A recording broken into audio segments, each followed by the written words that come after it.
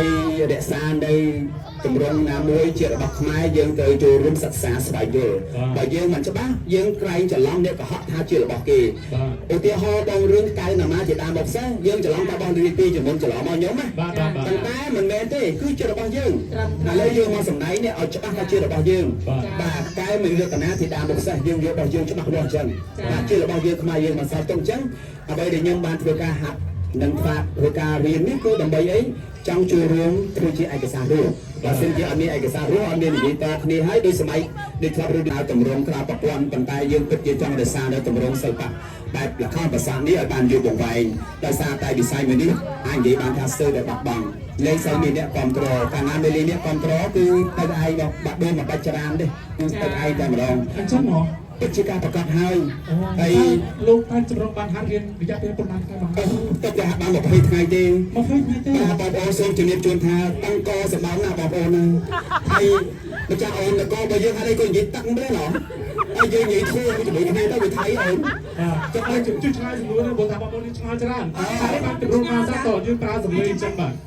លក្ខណៈភាសាចាំបាននិយាយទៅតបខ្ពស់ឲ្យស្រែកតាមពិតបបធរយើងមានច្រើនទម្រង់សម្បូរបែបបាទឃើញរបៀបជាគេគាត់មកចេញផ្សេងអញ្ចឹងទៅបែបសំនៀងរបស់គាត់យើងកំណត់ថាជាលខោនជាគេចំណែកឯបែបលខោនខោយើងមានពោយើងមានសម្ដែងបែបអញ្ចឹងទៅ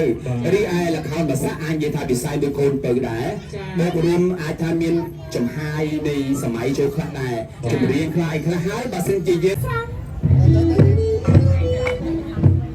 អូមិនតាន់បានអីចូលសាសនាបាត់ទៅហើយ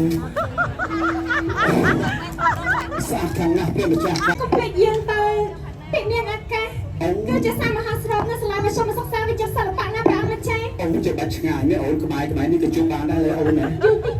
យូរតិចណាបាទអញ្ចឹងជួបថ្ងៃណាពេលណាម៉ោងណាពួកបងរងជួបអូនមែនតើអូនហាក់ដូចជាមិនច្បាស់ជាមួយបងសោះហាក់ដូចជាចង់តែសើចជាមួយបងអញ្ចឹងអូនព្រះអង្គម្ចាស់គឺ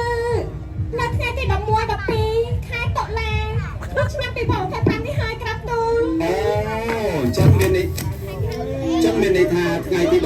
11 12ខែតុលា2025នេះនឹងមានការសម្ដែងល្ខោនបាសាក់រឿងកែវមនីរចនាធីតានុសេសបងប្អូនគ្រប់គ្រងទេបាទសត្វអ្នកគ្រប់គ្រងទេដែរមែនទេទៅពេចទិញសម្បត្តិម្នាក់10សម្បត្តិនិយាយមែនសម្បត្តិគឺ20000ដល់40000រៀលបងប្អូនណាអូខេអញ្ចឹងកន្លែងនេះតាមពិតពួកយើងសម្ដែងមិនមែនជាទម្រង់បែបសិល្បៈប្រសាក់សុទ្ធទេគ្រាន់តែជាការបង្ហាញរូបរាងតួហើយខ្ញុំបាទក៏សូមណែនាំដែរខ្ញុំបាទគឺជាតួមួយដែលសម្ដែងក្នុងនោះឈ្មោះថាពឹងថោខ្ញុំម្ចាស់កែវមនីរតនា